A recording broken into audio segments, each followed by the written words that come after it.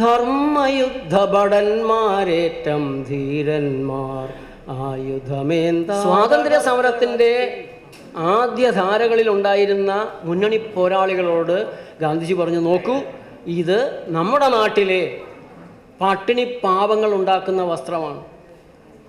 നിങ്ങൾ മറ്റു വസ്ത്രങ്ങൾ ഉപേക്ഷിച്ച് ഈ വസ്ത്രം ധരിക്കണം. ഈ വസ്ത്രം നിങ്ങൾ ധരിക്കാൻ തുടങ്ങുമ്പോൾ നമ്മുടെ നാട്ടിലെ സാധാരണക്കാർക്ക്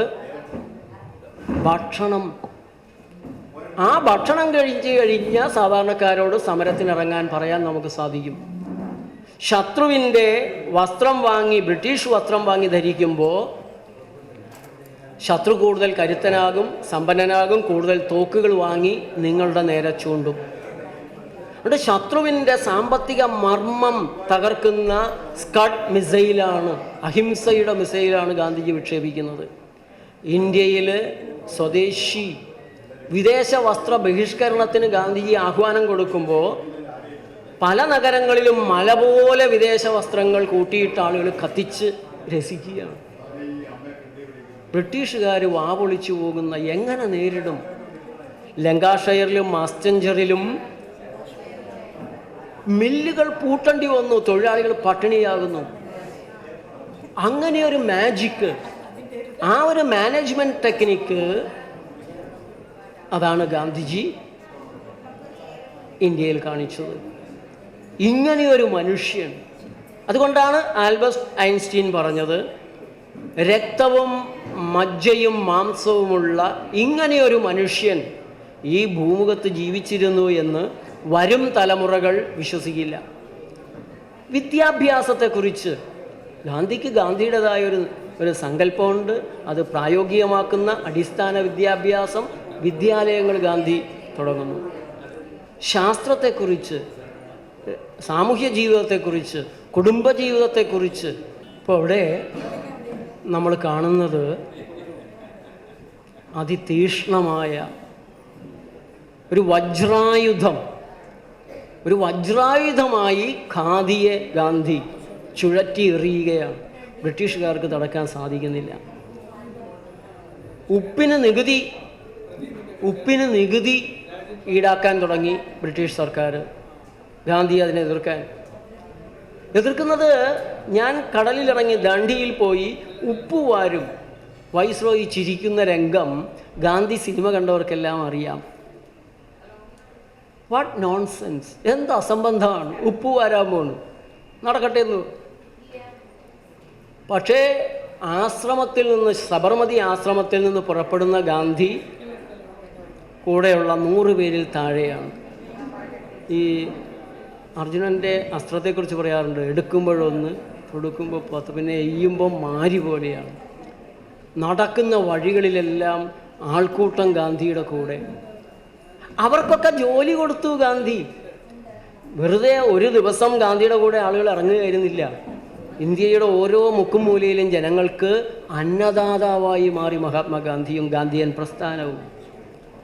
അതുകൊണ്ടാണ് അവർ ആവേശപൂർവ്വം ഗാന്ധിയോടൊപ്പം കൂടിയത്. നടക്കുമ്പോൾ ആളുകളിങ്ങനെ കൂടി വന്ന്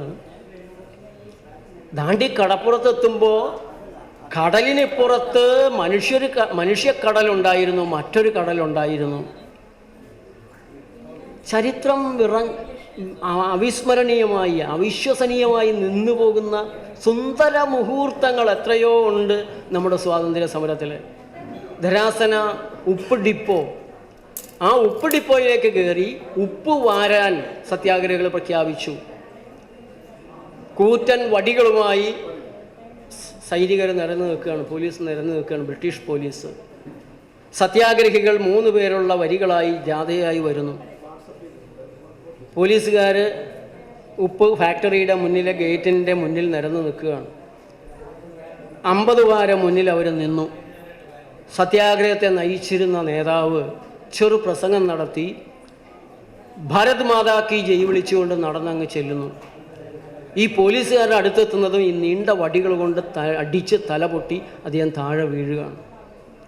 അപ്പോൾ അവിടെ നിന്നിരുന്ന ബാക്കിയുള്ളവർ ഓടിക്കളയുകയല്ല ചെയ്യുന്നത്. ഓടിയെത്തി ഇദ്ദേഹത്തെ രക്ഷിക്കാനും നോക്കുന്നില്ല. പകരം കുറച്ച് സ്ത്രീകൾ വന്ന് അടിയേറ്റ അവശനായി വീണ് കിടക്കുന്ന ഈ സത്യാഗ്രഹിയെ താങ്ങിയെടുത്ത് അപ്പുറത്തൊരു ഷീറ്റ് വിരിച്ച് ദൂരെ അവിടെ കൊണ്ടുപോയി കിടത്തി. അപ്പോൾ സംഭവിച്ചൊരു കാര്യമാണ് ലോകം ഞെട്ടിപ്പോയത്. ഇന്ത്യൻ സ്വാതന്ത്ര്യ സമരത്തെ കണ്ട് ലോകം വിറച്ചു നിന്നു. പുറകിൽ നിന്നിരുന്ന 3 പേര് ബോലോ ഭാരത് മാതാക്കി വിളിച്ച് മുന്നോട്ട് പോവുകയാണ്.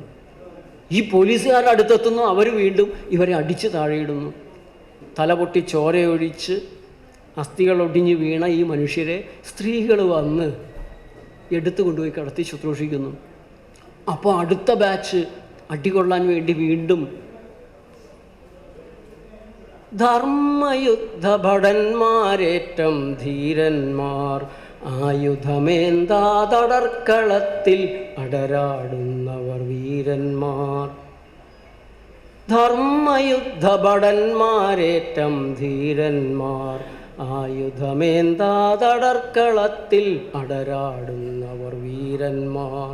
തിന്മയ്ക്കെതിരെ ജ്വലിക്കും രോഷക്കടലാണവരുടെ ആത്മാവിൽ ആഞ്ഞടിക്കും തിരമാലകളുടെ പാട്ടാണവരുടെ പോരാട്ടം. പോരാട്ടം പോരാട്ടം പോരാട്ടം. അവിടെ ഉണ്ടായിരുന്ന പത്രപ്രവർത്തകൻ വിളിച്ച് ലോകത്തോട് പറയുന്നു, യൂറോപ്പിന് പാശ്ചാത്യ ലോകത്തിന് എന്തെങ്കിലും സാംസ്കാരികമായ മഹിമയുണ്ടായിരുന്നെങ്കിൽ ഇവിടെ തീർന്നിരിക്കുന്നു. അതാണ് എനിക്ക് കാണാൻ സാധിക്കുന്നത്. ആ നിന്നിരുന്ന സത്യാഗ്രഹികളുടെ ജാഥ മൊത്തം അടികൊണ്ട് വീഴുകയാണ് അവിടെ. ഒരാളുടെയും മുതുകത്തല്ല അടിയേറ്റത്. നമ്മുടെ തച്ചിയോളി ഉദയനൻ്റെയൊക്കെ ചരിത്രം പറയുമ്പോൾ നമുക്കറിയാം, അമ്മ മകനെ പടർക്കളത്തിലേക്ക് വിടുന്നത്, നീ മാറത്ത് വെട്ടേറ്റാണ് വീഴുന്നതെങ്കിൽ നിന്നെ വീരനായി ഞങ്ങൾ സംസ്കരിക്കും, മുതുകിലാണ് വെട്ടേൽക്കുന്നതെങ്കിൽ നിന്നെ പാളയിൽ കെട്ടി വലിക്കും. അതുപോലൊരു ചരിത്രം അഹിംസയുടെ ചരിത്രം.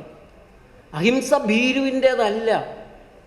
ഭീരുത്വവും അക്രമവും മാത്രമേ ഈ ഭൂമിയിലുള്ളെങ്കിൽ നിങ്ങളോട് ഞാൻ പറയും അക്രമം ഉപയോഗിക്കാൻ. അക്രമത്തെക്കാളും ധീരന് മാത്രം സ്വീകരിക്കാൻ കഴിയുന്ന ഒന്നാണ് അഹിംസ. അതുകൊണ്ടാണ് ഞാൻ അഹിംസ നിങ്ങളോട് ആവശ്യപ്പെടുന്നത്. അവിടെ നമുക്ക് വീണ്ടും ഒരു സംശയം വരാം, ഈ ഗാന്ധിജിയുടെ സത്യം അഹിംസയൊക്കെ ഇന്ന് പ്രാക്ടിക്കലാണോ? നമുക്കത് സാധിക്കുമോ? വേണോ? പക്ഷെ നമ്മളെല്ലാം സത്യത്തെ ആഗ്രഹിക്കുന്നവരും സത്യസന്ധരുമാണല്ലോ.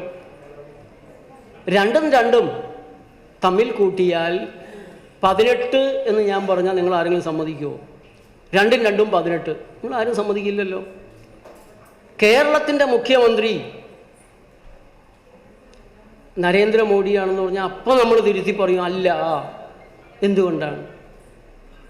നിങ്ങൾക്കെല്ലാം സത്യം മതി, സത്യമേ വേണ്ടൂ.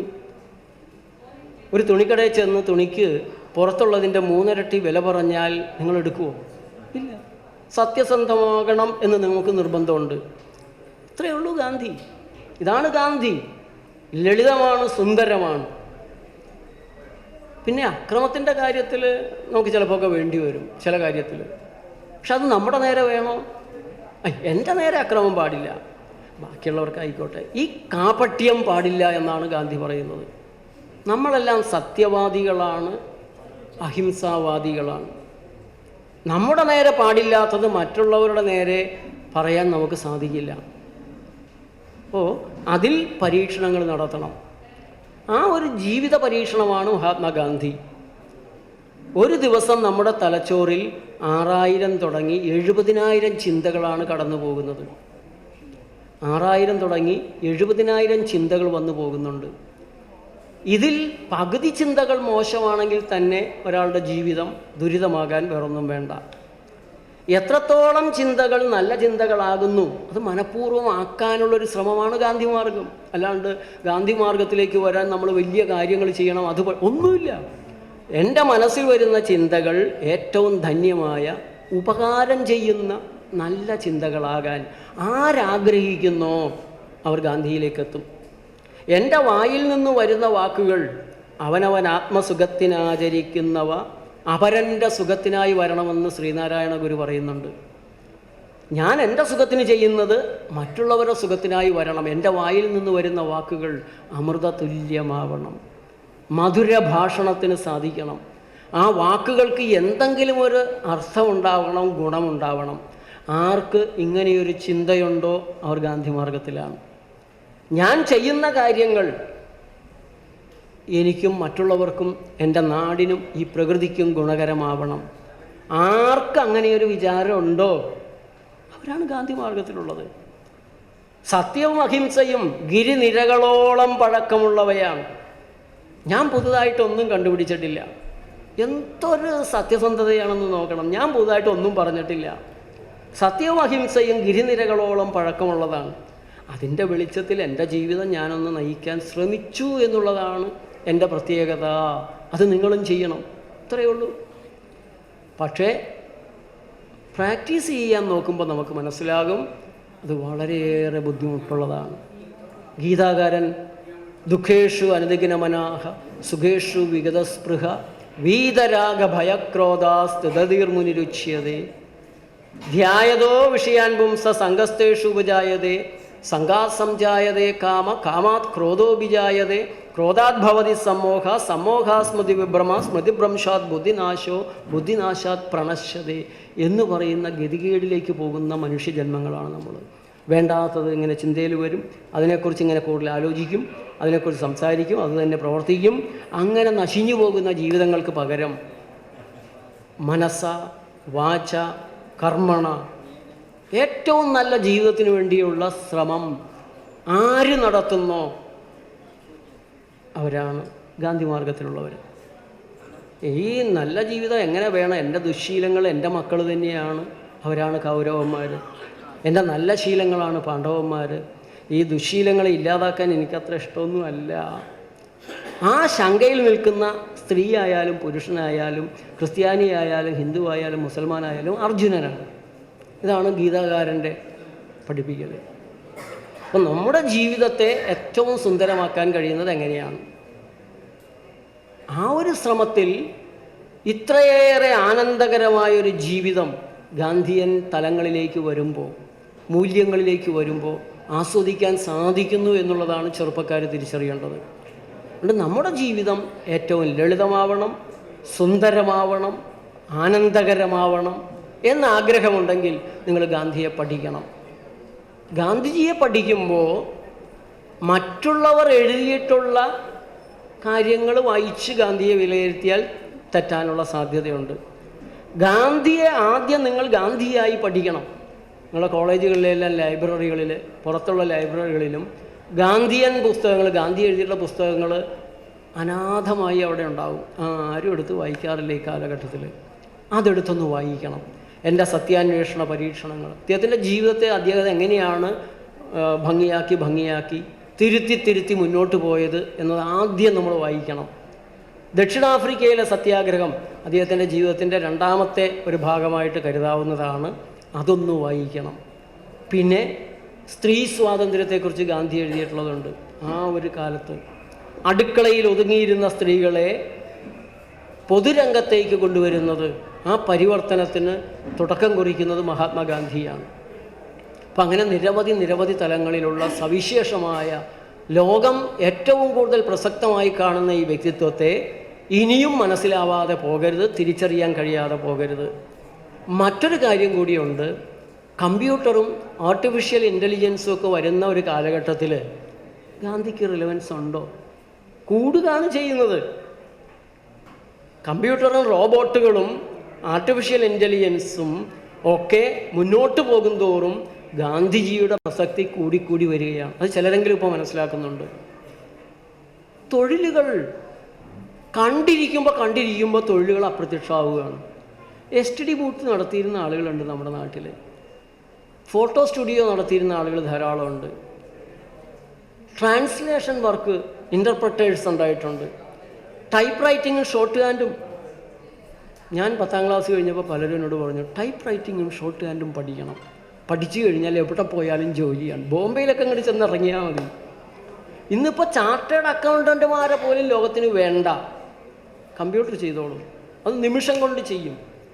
വക്കീൽ ഓഫീസുകളിൽ ഒന്നോ രണ്ടോ വക്കീലന്മാർ മതി. റിസർച്ച് ചെയ്ത് കേസുമായി ബന്ധപ്പെട്ട വിധികൾ കണ്ടുപിടിക്കാൻ ഒരു പ്രയാസമില്ല. വിരലൊന്ന് അമർത്തി ക്ലിക്ക് ചെയ്താൽ മതി. വക്കീലന്മാർക്ക് തൊഴിലില്ലാണ്ടാകുന്നു, ചാർട്ടേഡ് അക്കൗണ്ടന്റുമാർ തൊഴിലില്ലാത്തവരാകുന്നു, എൻജിനീയർമാർക്ക് തൊഴിലില്ലാതെയാകുന്നു, അധ്യാപകർക്ക് തൊഴിലില്ലാതെയാകുന്നു. 1-ാം ക്ലാസ്സിൽ ഒരൊറ്റ ടീച്ചർ മതി ഓൺലൈനിൽ മുഴുവൻ ക്ലാസ്സുകൾ എടുക്കാം, പുസ്തകങ്ങൾ. സ്പോക്കൺ ഇംഗ്ലീഷ് പഠിക്കാൻ മുമ്പ് സാറുമാരുടെ അടുത്ത് പോയി 6000 5000 രൂപയൊക്കെ കൊടുത്തിരിക്കണമായിരുന്നു. ഇപ്പോൾ മൊബൈൽ തുറന്നാൽ മതി, സ്പോക്കൺ ഇംഗ്ലീഷ് ഫ്രീ ആയിട്ട് പഠിക്കാം.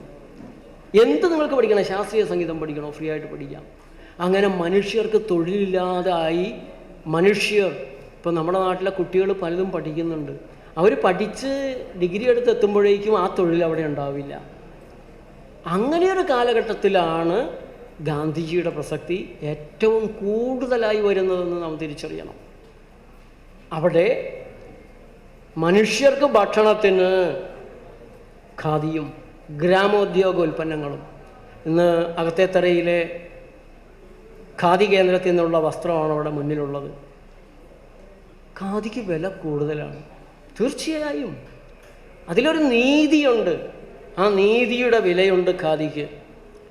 ഒരാൾ ഒരു ദിവസം ഇരുന്നാൽ 5 മീറ്റർ തുണി നെയ്യാൻ പറ്റും. ആ 5 മീറ്റർ തുണിയിൽ നിന്ന് ഒരു ദിവസത്തെ കൂലി 1000 രൂപ കിട്ടണമെന്ന് വിചാരിച്ചാൽ UGC സ്കെയിലിൽ ശമ്പളം വാങ്ങുന്നവർ 1000 എന്ന് വിചാരിക്കുന്നത് ശരിയല്ല. എന്നാൽ പോലും 1000 രൂപ കിട്ടണമെന്ന് പറഞ്ഞാൽ തന്നെ 1 മീറ്റർ ഖാദിക്ക് 200 രൂപ. നീതിയുടെ വില, അധ്വാനത്തിൻ്റെ മഹത്വം മാനിച്ചുകൊണ്ടുള്ള വില.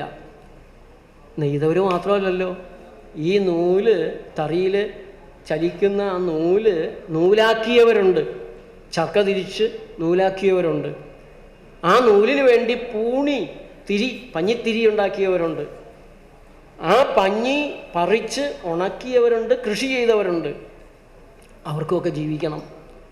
നെയ്തെടുക്കുന്ന ഈ ഖാദിത്തുണി കളറ് മുക്കിയവരുണ്ട്, പ്രിൻ്റ് ചെയ്തവരുണ്ട്, അത് അങ്ങോട്ടും ഇങ്ങോട്ടും ചുവന്നു കൊണ്ടുപോയവരുണ്ട്, കടകളിൽ കൊണ്ടുപോയി വെച്ചവരുണ്ട്. കടയുടെ വാടകയും കറണ്ട് കാശും ശമ്പളവും ഒക്കെ വരുമ്പോൾ ന്യായമായ വില ഖാദിക്ക് എവിടെ നിൽക്കും എന്ന് നിങ്ങൾ ആലോചിക്കണം. ഇപ്പോഴും ഖാദി തൊഴിലാളികൾ അവർ വലിയ കൂലി വാങ്ങാതെ കഴിയുന്നതും കുറച്ച് വിലയിട്ടുകൊണ്ടാണ് ഈ വിലയ്ക്കെങ്കിലും ഖാദി നൽകാൻ നമുക്ക് സാധിക്കുന്നത്. അതുപോലെ നമ്മുടെ സർക്കാരുകളുടെ സബ്സിഡിയും അതിനെ സഹായിക്കുന്നുണ്ട്. അതുകൊണ്ട് ഖാദി വസ്ത്രം ഒരെണ്ണമെങ്കിലും, ഒരു ജോഡിയെങ്കിലും വാങ്ങി ധരിക്കുക എന്നുള്ളത് സ്വാതന്ത്ര്യ സമരത്തിൻ്റെ ഗുണഫലങ്ങൾ ഒരു ചെലവുമില്ലാതെ അനുഭവിക്കുന്ന നമ്മുടെ കടമയാണ്. അതിൻ്റെ വില അവിടെ നോക്കരുത്, ആ വില കൊടുക്കാൻ നമ്മൾ ബാധ്യസ്ഥരാണ്. ഇനി കൈകൊണ്ട് നൂലുണ്ടാക്കുന്ന ചെറുകിട തൊഴിലാളികൾ ഖാദി ഇല്ലാതായാൽ മിൽ വസ്ത്രങ്ങളുടെ വില അങ്ങ് കൂടും. ഖാദി വസ്ത്രം ഉണ്ടാക്കാൻ ഒരു തുള്ളി പുകയുണ്ടാകുന്നില്ല, ഒരു തരി പുകയുണ്ടാകുന്നില്ല, അന്തരീക്ഷ മലിനീകരണം ഇല്ല, ഒരു തുള്ളി വിഷം അതുണ്ടാക്കുന്നില്ല, ശബ്ദ മലിനീകരണം ഉണ്ടാക്കുന്നില്ല, കാർബൺ ഫുട് പ്രിൻ്റ് കൂട്ടുന്നില്ല, ഫുഡ് മൈലേജ് കൂട്ടുന്നില്ല, അല്ലെങ്കിൽ ക്ലോത്ത് മൈലേജ് കൂട്ടുന്നില്ല. ബോംബെയിൽ നിന്ന് തുണി നമ്മുടെ കടയിൽ വരുമ്പോൾ എത്ര കിലോമീറ്റർ ലോറിക്ക് അത് കൊണ്ടുവരണം? മലിനീകരണം ഭീകരം. ഖാദിയുടെ സൗന്ദര്യത്തിൻ്റെ തലങ്ങൾ അത് പ്രകൃതി സംരക്ഷണത്തിൻ്റെ വസ്ത്രമാണ്, വിപ്ലവത്തിൻ്റെ വസ്ത്രമാണ്, അധ്വാനിക്കുന്നവൻ്റെ കരങ്ങൾക്ക് നൽകുന്ന പ്രാധാന്യത്തിൻ്റെ വസ്ത്രമാണ്. ഖാദി സ്വയം പര്യാപ്തതയുടെ, സ്വാവലംബനത്തിൻ്റെ, സ്വാശ്രയത്വത്തിൻ്റെ വസ്ത്രമാണ്. അതുകൊണ്ട് ഒരു ജോഡി വസ്ത്രമെങ്കിലും ഇല്ലാത്ത ഒരു മനുഷ്യൻ നമ്മുടെ സ്വാതന്ത്ര്യ സമര സേനാനികളെ, നമ്മുടെ നാട്ടിലുള്ള ദരിദ്രരായ മനുഷ്യരെ വിലമതിക്കാത്തവരാണ്. ഒരു വസ്ത്രമെങ്കിലും നമുക്കതുണ്ടാവണം. നമ്മുടെ വീട്ടിലെ ബെഡ്ഷീറ്റുകൾ, കർട്ടനുകൾ, എന്തെല്ലാം സാധനങ്ങൾ നമ്മുടെ സഹോദരിമാരുണ്ടാക്കുന്നുണ്ട്. അതുകൊണ്ട് എല്ലാവരും ശബരി ആശ്രമത്തെ അറിഞ്ഞ്, സ്വാതന്ത്ര്യ സമരത്തെ അറിഞ്ഞ്, നമ്മുടെ പാരമ്പര്യത്തെ അറിഞ്ഞ് ഇതിൻ്റെ മഹത്വം ഉയർത്തിപ്പിടിക്കാൻ തയ്യാറാവണം. അകത്തേത്തറയുടെ ധന്യമായ പാരമ്പര്യം. ചന്ദ്രമാഷൊക്കെ അത് എല്ലായിടത്തും പോകുന്നിടത്തൊക്കെ പറയാറുണ്ട്. ഗാന്ധിയുടെ ചിത്രം കീശയിലിട്ട് കാണുന്ന കുട്ടികൾക്കെല്ലാം കൊടുത്ത് ഗാന്ധിയെ എത്തിക്കാൻ ഇതുപോലെ ശ്രമിക്കുന്നൊരു മനുഷ്യൻ കേരളത്തിൽ വേറെയില്ല. അപ്പോൾ അങ്ങനെ ഭീമൻ ഗുരുജിയുടെ നാരായൺജിയുടെയൊക്കെ സ്മരണകൾ അലയടിക്കുന്ന ഈ അകത്തെ തറയ്ക്ക് ഒരു വലിയ കടമയുണ്ട്. നമ്മുടെ ഈ കെട്ടിടം ഒന്ന് നവീകരിക്കാൻ ഞങ്ങളും ആവുന്നത്ര ശ്രമിക്കുന്നുണ്ട്. പിന്നെ വൈപ്പിനിൽ നിന്ന് അവിടെ സ്വാശ്രയ വൈപ്പിൻ എന്നൊരു വലിയ ഗാന്ധിയൻ പ്രസ്ഥാനത്തിൻ്റെ പ്രവർത്തനങ്ങൾ നടത്തിയിരുന്ന ഒരു ടീം ഇവിടെ എത്തിയിട്ടുണ്ട്. വൈപ്പിൻകരയിൽ തന്നെ ഉണ്ടാക്കിയിരുന്ന ഉൽപ്പന്നങ്ങളെ കണ്ടുപിടിക്കാൻ തുടങ്ങി, അത് വാങ്ങി ഉപയോഗിക്കാൻ തുടങ്ങി. തലമുടി വെട്ടിക്കാൻ എറണാകുളം നഗരത്തിൽ പോയിരുന്നവർ അവിടെ പോവില്ല, നാട്ടിൽ തന്നെയുള്ളവരുടെ ഫാഷനൊക്കെ മതി എന്ന് തീരുമാനിച്ചു. വസ്ത്രമെടുക്കാനും തയ്ക്കാനും എറണാകുളത്ത് ഫാഷനിൽ കൊടുത്തിരുന്ന ഞങ്ങൾ തിരിച്ചറിഞ്ഞൊരു കാര്യം, എറണാകുളത്തെ തുണിക്കടകൾ സുന്ദരമാണ്, എയർ കണ്ടീഷൻ ഉണ്ട്, പക്ഷേ അതിൻ്റെ പുറകിൽ കോഴിക്കോട് പോലെ ഇരുന്ന് തയ്ച്ചുകൊണ്ടിരുന്നത് ഞങ്ങളുടെ അയൽവാസികൾ വൈപ്പിൻകരക്കാരാണ്. അവർ നാട്ടിൽ തന്നെ ഒരു കട തുടങ്ങിയാൽ ഞങ്ങളാരും തയ്ക്കാൻ കൊടുക്കില്ല, ഫാഷനുള്ളത് എറണാകുളത്താണ്. ആ ചതി അതിനെ ഞങ്ങൾ ആധുനിക പാപമായിട്ട് ഞങ്ങൾ തിരിച്ചറിഞ്ഞത്. അത് മാറ്റി വൈപ്പിനെ തന്നെ തയ്ക്കാൻ കൊടുക്കുക, അങ്ങനെ അയൽവക്ക. അപ്പോൾ ഞങ്ങൾ പാടിയിരുന്നൊരു പാട്ടുണ്ട്, ഞാനതിൻ്റെ പ്രവർത്തകനായിരുന്നു. വൈപ്പിൻ കരയുടെ മുകളിൽ പുതിയൊരു സൂര്യനുദിക്കുന്നു, പുതുകിരണപ്പൊൻ പ്രഭ ചൊരിയുന്നു. കണ്ണു തുറക്കുക, കൈകളുയർത്തുക, സ്വാഗതമോദി നമിച്ചിടുക. വെള്ളം വായു വെളിച്ചം പോലെ സമ്പത്തെല്ലാം എല്ലാവർക്കും സമമായെത്താൻ സ്വാശ്രയ മന്ത്രം മാറിലണച്ചു പിടിക്കുക നാം. നമ്മുടെ നാട്ടിൽ നമുക്ക് വേണ്ടവ നാം ഉണ്ടാക്കും, വാങ്ങിക്കും. അയൽ നാട്ടിലെ ഉൽപ്പന്നങ്ങൾ അടുത്ത പടിയായി വാങ്ങും നാം. ദേശവിദേശ കുത്തകകൾ വേണ്ടാന്ന് ഞങ്ങൾ പറഞ്ഞിട്ടില്ല. ദേശവിദേശ കുത്തകകൾ പിന്നമതി, പിന്നമതി. ദേശവിദേശ കുത്തകകൾ പിന്നമതി, പിന്നമതി. നമ്മുടെ നാട്ടിലെ ഉൽപ്പന്നങ്ങൾ നാട്ടിൽ പട്ടിണി മാറ്റുന്നു. നമ്മുടെ നാട്ടിലെ ഉൽപ്പന്നങ്ങൾ നാട്ടിൽ തൊഴിലുകൾ നൽകുന്നു. അയൽ നാട്ടിലെ ഉൽപ്പന്നങ്ങൾ നാടിനൈക്യം നൽകുന്നു. മുറ്റത്തൊരു ചെറു പന്തലുയർത്തി പാവല് നട്ടു വളർത്തിടുക. കൈകാട്ടി മാടി വിളിക്കാൻ വാഴക്കൂട്ടം നട്ടിടുക. ചെറുകാറ്റിലുലഞ്ഞു രസിച്ച കാച്ചിലു നൃത്തം വയ്ക്കട്ടെ. വൈപ്പിൻ കരയുടെ മുകളിൽ പുതിയൊരു സൂര്യനുദിക്കുന്നു, പുതുകിരണപ്പൊൻ പ്രഭ ചൊരിയുന്നു. കണ്ണു തുറക്കുക, കൈകളുയർത്തുക, സ്വാഗതമോദി നമിച്ചിടുക. അങ്ങനെ അകത്തേത്തറയിലും നമുക്കൊരു സ്വാശ്രയ അകത്തേത്തറ എന്തുകൊണ്ട് സാധിക്കില്ല? കേരളത്തിനൊരു മാതൃക കാണിച്ചു കൊടുക്കാൻ ഏത് പ്രദേശത്തെക്കാളും അകത്തേത്തറയ്ക്ക് സാധിക്കും. അകത്തേത്തറയിൽ മനുഷ്യരുണ്ടാക്കുന്ന ഉൽപ്പന്നങ്ങൾ കഴിയുന്നതും ഇവിടെ തന്നെ. അയൽനാട്ടിലെ സാധാരണക്കാരുടെ ഉൽപ്പന്നങ്ങൾ, വിദേശികളുടെ ഉൽപ്പന്നങ്ങൾ പിന്നെ മതി. ആരാണ് വിദേശി എന്നുള്ളൊരിടത്ത് വളരെ രസകരമായിട്ടുള്ളൊരു കാര്യമുണ്ട്. ഗാന്ധിയുടെ വിദേശി ടാറ്റ, ബിർള, അംബാനി, അദാനി ഇതൊക്കെ വിദേശിയാണ്. അതങ്ങനെയാണ്, നമ്മുടെ രാജ്യത്തുള്ളതല്ലേ, ആവാം. ലോകത്തെവിടെയുമുള്ള ദരിദ്രനാണ് നമ്മുടെ സ്വദേശി.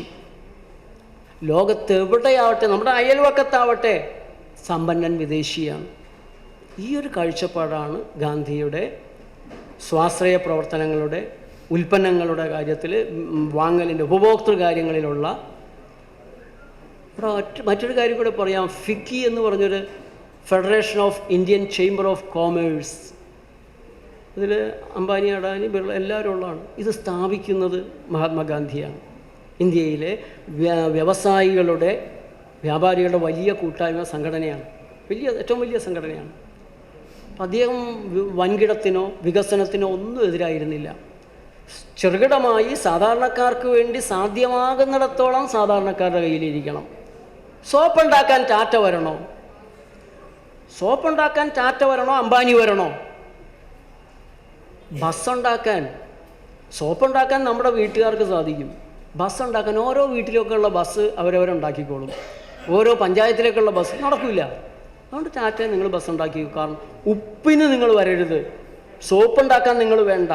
അതൊക്കെ ഞങ്ങളുടെ ആ ഒരു വിവേകത്തിൻ്റെ ഒരു കാഴ്ചപ്പാടാണ് ഗാന്ധിയൻ സാമ്പത്തിക ശാസ്ത്രത്തിന് ഉള്ളത്.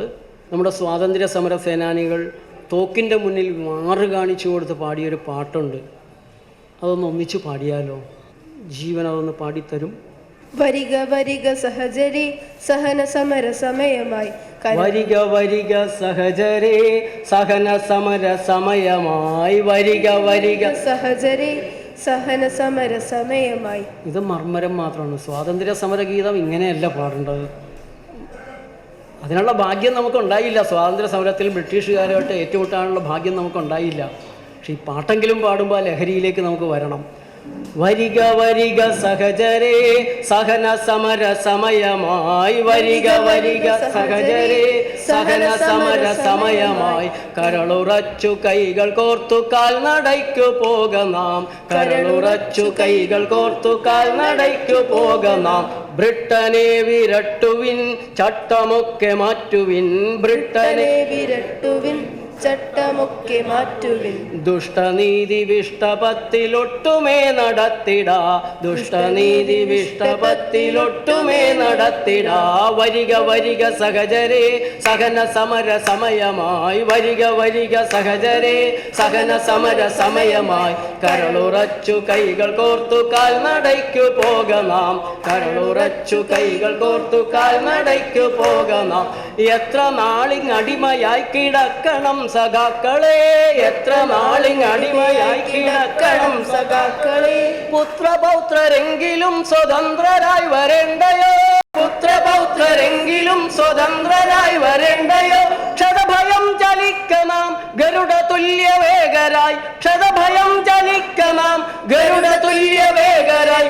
സഹഗമിക്ക സഹഗമിക്ക സഹഗമിക്ക ധീരരെ. സഹഗമിക്ക സഹഗമിക്ക സഹഗമിക്ക ധീരരെ. ധീരരെ ധീരരെ ധീരരെ ധീരരെ. വരിക വരിക സഹചരേ സഹന സമര സമയമായി. വരിക വരിക സഹചരേ സഹന സമര സമയമായി. കരളുറച്ചു കൈകൾ കോർത്തു കാൽനടയ്ക്കു പോക നാം. കരളുറച്ചു കൈകൾ കോർത്തു കാൽനടയ്ക്കു പോക നാം. എത്ര പേർ രണത്തിലാണ്ടു മൃത്യുവേറ്റിടുന്നു നാം. എത്ര പേർ രണത്തിലാണ്ടു മൃത്യുവേറ്റിടുന്നു നാം. തത്ര ചിന്തു സത്യയുദ്ധമിക്ഷണം ജയിക്കണം. തത്ര ചിന്തു സത്യയുദ്ധമിക്ഷണം ജയിക്കണം. അടികളിടികൾ വടികളൊക്കെ വന്നു മേത്തുകൊള്ളുകിൽ. അടികളിടികൾ വടികളൊക്കെ വന്നു മേത്തുകൊള്ളുകിൽ. പൊടി തുടച്ചു ചിരിചിരിച്ചു മാറുകാട്ടി നിൽക്കണം. പൊടി തുടച്ചു ചിരിചിരിച്ചു മാറുകാട്ടി നിൽക്കണം. ധീരരേ ധീരരേ ധീരരേ ധീരരേ. വരിക വരിക സഹചരേ സഹന സമര സമയമായി. വരിക വരിക സഹചരേ സഹന സമര സമയമായി. കരളുറച്ചു കൈകൾ കോർത്തു കാൽനടയ്ക്കു പോക നാം.